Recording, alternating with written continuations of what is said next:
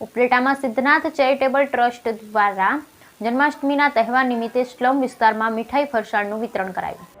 રાજકોટ જિલ્લા ઉપલેટામાં વર્ષોથી અનેક સેવાકીય પ્રવૃત્તિઓ કરી રહેલા સિદ્ધનાથ ચેરિટેબલ ટ્રસ્ટ દ્વારા આવનારા જન્માષ્ટમીને લઈ જરૂરિયાતમંદ પરિવારોમાં ફરસાણ તેમજ મીઠાઈ વિતરણ કરવામાં આવી.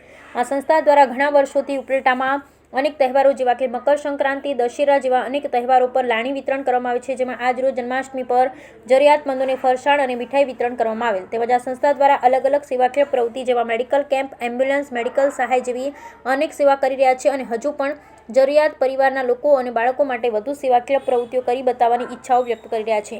આજે પણ આ સંસ્થાઓ દ્વારા ઉપલેટા શહેરમાં તહેવારને ધ્યાને લઈ 300થી વધુ ફૂડ પેકેટની કીટો વિતરણ કરવામાં આવી હતી, જેથી નાના અને ગરીબ લોકો પણ તહેવાર અને ભગવાન કૃષ્ણ જન્મ ઉત્સવની ઉજવણીથી વંચિત ન રહે અને ગરીબ પરિવારોમાં પણ ઉત્સવની ઉજવણી થઈ શકે. બ્યુરો રિપોર્ટ વિપુલ ધામેચા, ઉપલેટા. જય શ્રી કૃષ્ણ. જયેશ ત્રિવેદી, પ્રમુખ સિદ્ધનાથ ચેરિટેબલ ટ્રસ્ટ ઉપલેટા. પવિત્ર શ્રાવણ માસમાં જન્માષ્ટમી નિમિત્તે ઉપલેટાના જરૂરિયાતમંદ લોકોને શ્રી સિદ્ધનાથ ચેરિટેબલ ટ્રસ્ટ ઉપલેટા દ્વારા ફરસાણ તથા મીઠાઈનું વિતરણ કરવામાં આવ્યું હતું.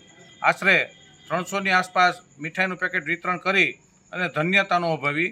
અને સિદ્ધનાથ ટ્રસ્ટ દ્વારા હરહંમેશ ધાર્મિક તહેવાર હોય કે રાષ્ટ્રીય તહેવાર હોય, લોકોને ઉપયોગી થાય અને હંમેશા લોકોની વચ્ચે રહી અને સેવા કાર્ય પ્રવૃત્તિ કરતી રહે છે. આ મીઠાઈ વિતરણ દ્વારા લોકોએ ખૂબ જ સંતોષ અનુભવ્યો અને આનંદની લાગણી અનુભવી હતી.